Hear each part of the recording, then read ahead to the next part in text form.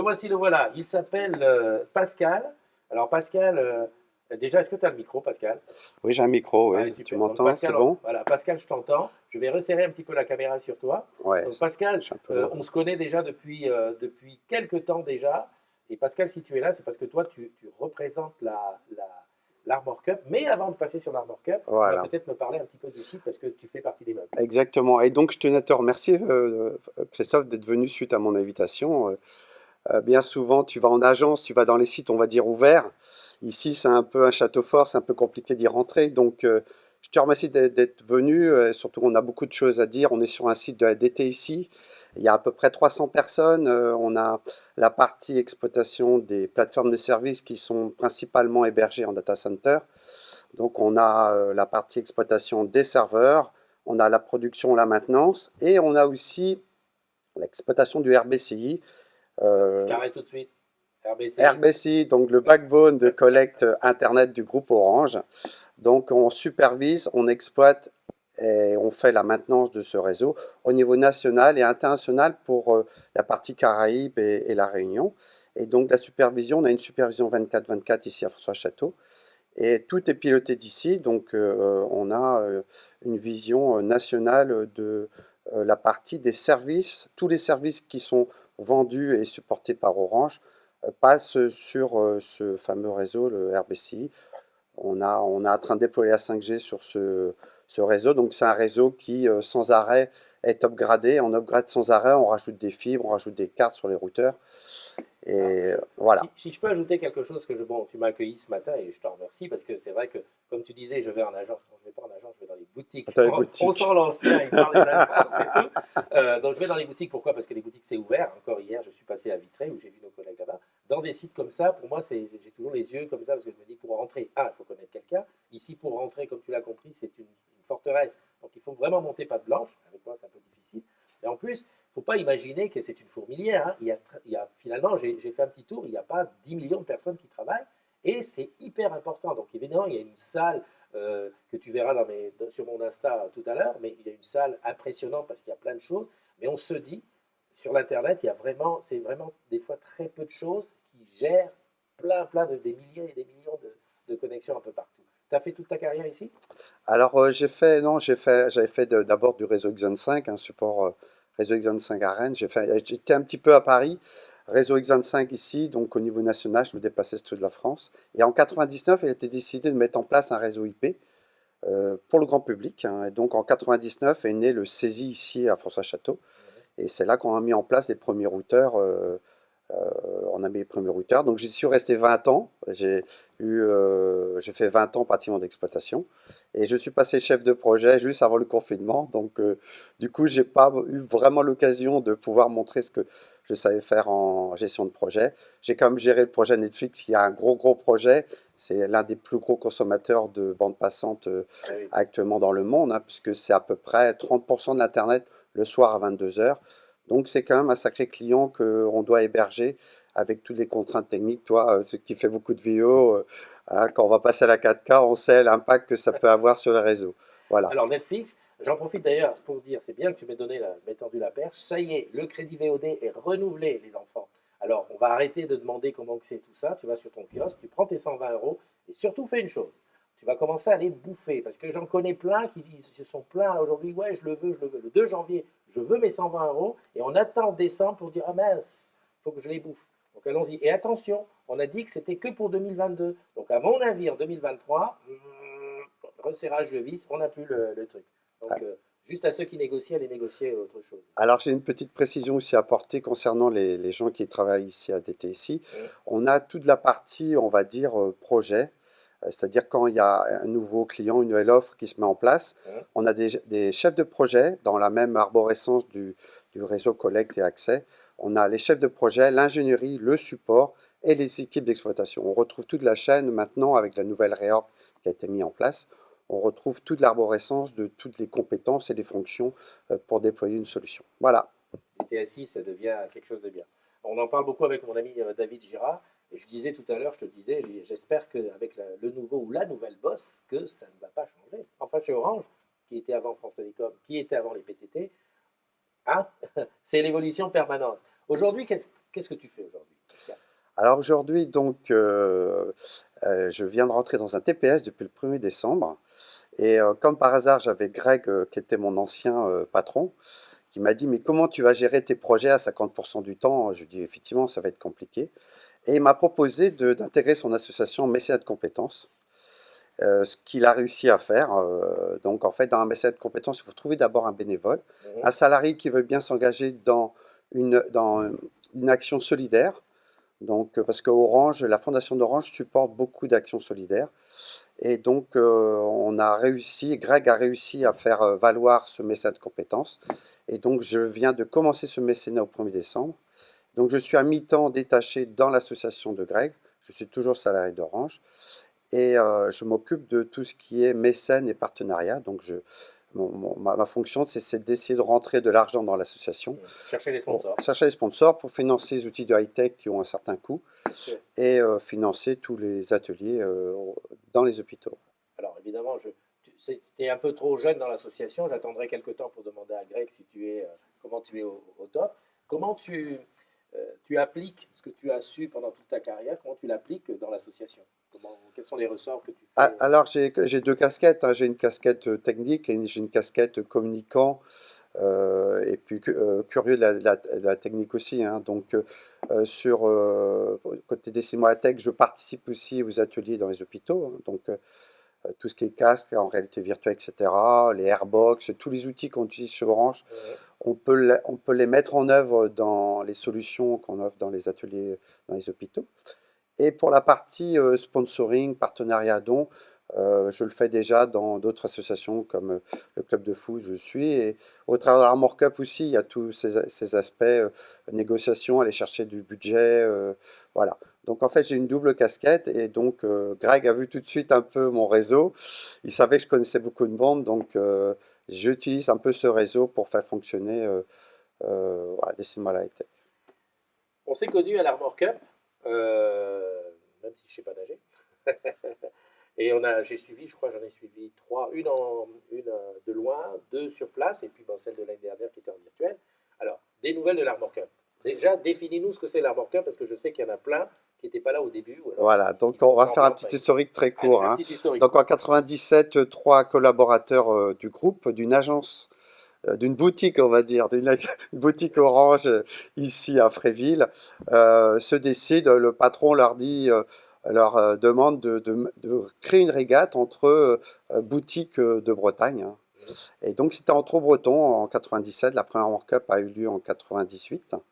Et donc c'était en Trot-Breton, donc il y avait une dizaine de bateaux, hein. C'était bon enfant, on s'appuyait sur la SPTT, hein, puisqu'on avait beaucoup de sites à SPTT un peu partout. Oui, Et puis ça tournait, ça tournait, on avait la SPTT Rennes, Cornizet, après la SPTT Lannion, etc. Et après on est devenu indépendant, on a monté notre propre association Armor Cup. Et puis un jour, la com de Paris, donc Françoise Cosson, qui est maintenant la présidente de la directrice de la Fondation d'Orange, vient nous voir et nous dit, mais pourquoi vous ouvrez pas cette régate-là au niveau national et international? On lui a dit, d'accord, est-ce que tu es prêt à nous suivre, à nous aider? Elle dit, il n'y a pas de souci, votre projet est formidable. Et là, on est passé de 17 bateaux à 30, 40. Et la régate cette année, on aura 43 bateaux. 43 bateaux. Voilà, donc on est essentiellement sur des bateaux monotypie. On a 40 grandes surprises. Et comme on a beaucoup de demandes, on va ouvrir à une autre catégorie de bateaux qui s'appelle les First 31-7. Ce sont des bateaux habitables qui sont beaucoup plus lourds. Et donc, on va faire cohabiter ces deux-là. On va faire ce qu'on appelle de l'Osiris, c'est-à-dire on peut faire cohabiter plusieurs types de bateaux avec des handicaps. Et donc, on est bien parti. On a déjà engagé tous les bateaux depuis 2019, puisque la régate, ça fait 2 ans qu'on n'a pas régaté. On a mis en place donc cette régate virtuelle l'année dernière pour garder contact. Virtual Regatta, pour garder contact avec tous les voileux. Ça a permis aux gens qui ne connaissaient pas du tout la voile, qui nous disaient toujours, ouais, l'Armor Cup, c'est toujours dédié à des gens, des spécialistes de la voile, etc. Toujours les Bretons, etc. Donc, ce qui est faux, hein, donc, bien sûr. Et donc, il y a des gens qui m'ont dit, bah, tout compte fait, j'aime bien la voile. Bah, toi, Christophe, tu t'es vite amouraché de cette régate-là. Tu nous as fait des lives formidables. On te remercie encore. Bon, on était dans une période pas facile. On s'attendait à avoir plus de monde. On a une condition sanitaire, on a une actualité au sein du groupe qui n'était pas facile non plus. Donc on a eu un peu moins de monde que ce qu'on désirait en termes d'objectifs. Mais bon, ça s'est bien passé. Alors on ne le refera pas, puisque l'idée c'est quand même se retrouver Ouais, sur une physiquement. régate physiquement, avec des soirées. Je Voilà. t'arrête, j'ai quelque chose à montrer. Juste un petit résumé des régates passées, enfin de l'Armor Cup passé. C'est pas tout, mais c'est un petit résumé. Il faut juste que j'appuie sur le bon bouton. Il est là. Allez, allez, allez!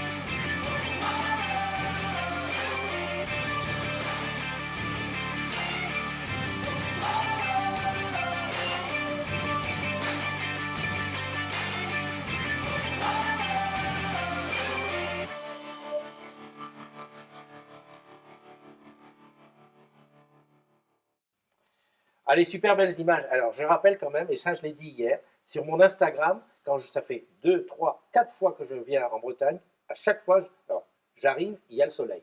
Alors, est-ce que c'est moi qui l'apporte? Je ne sais pas, mais en tout cas, là, tu l'as vu, à la Armor Cup, il y avait du soleil. Je dois dire quand même qu'il ne faut pas que tu t'habitues à ça, parce que à certains moments, le ciré, il est important. Allez, on continue avec toi, Pascal. Je voulais te poser la question. Effectivement, on sait que ce sont tous des équipages Orange. En fait, tous ceux qu'on a vus qui sont là sont des gens d'Orange, de partout, à travers le monde. Parce que je me souviens qu'il y avait même des gens de MEA, de la zone MEA, du Congo, qui n'avaient Tout jamais à fait, navigué. tout à fait, Comme quoi, tout on à peut y fait. aller. On a, Voilà.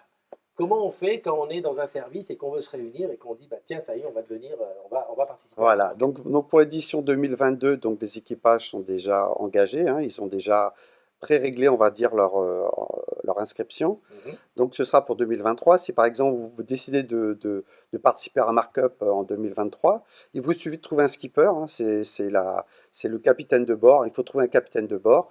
Trouver trois quatre personnes qui connaissent déjà un peu la voile, parce qu'il faut quand même tenir le bateau en cas de tempête, comme ça peut arriver, des grains, comme on dit en Bretagne. Ouais. On peut avoir après des débutants, et donc une fois qu'on a formé un équipage, eh ben, il faut trouver du financement. Donc on peut avoir des financements personnels, c'est-à-dire que tout le monde participe, on a une cagnotte et puis tout le monde participe au financement. On peut aussi monter un dossier auprès d'Orange Passion. Donc Orange Passion, tous les ans, ouvre des dossiers, ouvre comment on peut dire, un programme. Et c'est généralement au mois de septembre. Donc pour 2023, ce sera en septembre 2022 qu'il faudra présenter le dossier en Orange Passion. Donc vous présentez un dossier Orange Passion, vous dites que vous voulez participer. Et Orange Passion peut participer allez, on va dire à un tiers du budget. Et après, vous pouvez aussi demander à votre service de communication en interne ou auprès de votre patron s'il est prêt à financer une partie de l'équipage pour représenter l'entité. C'est toujours bien pour communiquer. On a toujours besoin de montrer ce qu'on sait faire auprès des autres groupements. Et puis c'est vrai qu'avec des soirées équipage, etc., c'est un échange où on peut discuter entre entités. Des fois, il y a des noms, des cycles qu'on ne connaît pas, et avec l'Armor Cup, tout de suite, c'est plus facile. On a les équipages d'Orange Marine qui viennent depuis 3 ans, les fameux câbliers qui nous tirent des câbles de fibre optique pour l'Internet. Ça nous a permis, nous, d'aller visiter ce bateau. Voilà. Tout à fait. On a des échanges formidables avec des soirées exceptionnelles. Parlons-en des soirées, parce que bon, là, tu nous as parlé de la partie technique, la partie voile, et je rappelle, on n'est pas obligé d'être quelqu'un de très bon au voile. Moi, j'y connaissais que dalle, on m'a mis sur un bateau. J'en profite d'ailleurs pour parler du bateau Andy Voile. Et tout à fait, Voilà. on dit voilà. Un bateau qui embarque des personnes en situation de handicap, et ça, d'ailleurs, c'est le premier que j'avais fait. La première année, c'est sur ça que j'étais. J'étais bien parce que voilà, c'est plus grand, ça bouge moins. Mais bon, c'est des bonnes choses. Mais il y a aussi toute la partie, le back-office de ça. Et là, c'est formidable parce que bon, il y a quoi, 500 personnes. Alors, on est une régate atypique, parce que dans la plupart des grandes régates comme le SPI, etc., bon, on n'est pas à 1200 participants, mais on est quand même à plus de 340 personnes sur l'eau. On a quelques bateaux accompagnateurs. On a toujours deux bateaux, deux bateaux VIP. Des VIP, ouais. Donc, on arrive pratiquement à 600 personnes sur l'eau le samedi, ce qui est énorme. Et on a des soirées assises. Alors, dans ces régates d'entreprise, ce qui est important, étant donné qu'on a beaucoup de patrons qui viennent pour vraiment faire des échanges importants. Ce qui est important, c'est de faire ces repas assis. Donc, on est soit au Palais des Congrès de Quiberon, soit on est dans des structures éphémères, des chapiteaux de 800 mètres carrés. À la Trinité, la dernière fois, c'est un chapiteau de 800 mètres carrés. Ce qui est important, c'est que toutes les personnes soient assises, qu'on puisse écouter un peu les patrons discuter, les entités se présenter, et aussi présenter nos actions, parce qu'on a des actions envers l'autisme. Depuis 23 ans, on apporte des actions, on participe à l'autisme. On donne tous les gens une partie d'inscription pour l'autisme. Et on invite les gens de l'autisme, de l'association autisme, et on loue parfois des bateaux et on amène les enfants sur l'eau. Et il y a toujours des retours très positifs. Les parents nous disent, depuis qu'il est monté sur un bateau, mon petit autisme, il ne revient pas. Voilà, il est sur une autre planète. C'est un peu comme Dessine-moi la high-tech. dont vous étiez d'ailleurs sponsor aussi. Voilà, pour la dernière. régate virtuelle, on a levé des fonds pour Dessine-moi la high-tech comme on le fait pour l'autisme. Et donc j'avais invité, j'étais pas dans l'association de Greg, j'avais déjà invité Greg il y a 3 ans donc, pour venir sur la régate. Il viendra, il est invité, il viendra présenter son association. Et voilà, et donc on a la Fondation Orange qui nous aide donc, au travers de toutes ces actions. Et Orange Passion, voilà, sans Orange Passion, la régate Armor Cup ne serait Avec pas. Solange, c'est toujours Solange. Ne Ça fait serait longtemps que ça Solange et Emmanuel Adny. Ouais. Voilà, ils nous aident beaucoup dans l'organisation de l'Armor Cup. C'est ce qui permet aussi de faire des équipages étrangers. Donc on a des Polonais, des Roumains, Il y avait des Suisses. des Suisses, on a des Slovaques, on a eu des Espagnols, des Anglais. Alors ils viennent plus parce que quand je les relance, on ne trouve pas de skipper, mais oui, c'est ils ça. seraient prêts à venir. On a eu les Caraïbes aussi, on a eu des gens des Caraïbes, la Réunion. Bon, bref, ça vient de partout. Ça vient de partout. Et Et pour ça demande à être connu pour qu'il y ait. C'est vraiment beaucoup d'échanges. Ça permet, comme tu dis, de se rencontrer avec des gens que, des fois, surtout des gens qu'on ne connaît pas. C'est un peu comme la CDZ. En fait, on sait plus ou moins que les gens sont là et là, mais là, on a l'occasion de se rencontrer dans la vraie vie. Et puis alors, les soirées, moi, je me rappelle de l'apéro des équipages. Ça, c'est quelque chose. les vendredis soirs, ouais, Le vendredi soir, où chaque équipage fait un apéro, alors dînatoire, on va dire, avec des choses de chez lui. Alors, t'imagines, les Bretons, les Normands, les Suisses et tout ça. Et ça, c'est quelque chose. Et puis le fameux Paquito. Et le fameux Paquito qu'on a lancé en 2014 à base sous-marine de Lorient. On cherchait une animation, une activité un peu ludique. Et on ne pensait pas que ça aurait pris assez grande ampleur. Et puis tous les ans, quand on se décide à lancer le Paquito, à la mode de Bayonne, tout le monde s'allonge. Et puis, c'est quelque chose. J'ai d'ailleurs quelques vidéos et photos que je ne montrerai que sous la menace ou alors quand je partirai. Même les patrons se prennent au jeu. Oui. C'est impressionnant. Non, Fabienne Dulac, mais c'était pas prêt. Peut-être pas Fabienne. Voilà. Parce que, elle a bien fait. Elle a bien fait parce que voilà. c'est quand même. Voilà, on verra si Gervais Pellissier, qui est notre parrain pour cette année, s'y collera. On verra. Donc Gervais Pellissier, le parrain, on va dire peut-être les dates et le lieu. Voilà, donc ce sera du 17 au 19 juin à Quiberon. On revient à Quiberon, puisque on a toujours des problèmes de logistique. Comme on est 500 personnes assises, on est soit sous un chapiteau qui nous coûte très cher, hein, autant Mhm. vous dire. Donc là, on a décidé de revenir à Quiberon, parce qu'on a le Palais des Congrès. On a un lieu de club formidable, on est toujours bien reçu. Donc on a décidé de revenir à Quiberon. Voilà, c'est un peu loin par rapport à Vannes. On a la presqu'île, il faut Ouais. pratiquement 3 quarts d'heure, mais une fois sur place, on n'y bouge plus Voilà, c'est et ça ça. se passe C'est bien. ça. Moi, je me souviens, j'étais venu sur place. Donc là, en plus, cette année, avec le Duc, ça va être le top. J'ai un drone, enfin, j'ai tout ce qu'il faut. Là, je bétonne, je bétonne pour avoir l'exclusivité pour les agrumes. Et puis, bon, si tu prends juste en route et que tu te dis, allez, ça existe, je veux le faire, bah, maintenant, ça sera plus que 2023. C'est skipper. Un dernier mot? Un dernier mot, non, on espère qu'on va pouvoir faire cette régate, que les contraintes sanitaires vont se lever, parce qu'on sera quand même 500 personnes assises. Donc voilà, on espère. Là, de toute façon, on y travaille, on a des réunions tous les mois. Voilà, on espère qu'elle aura bien lieu. J'ai bon espoir. Ok, super.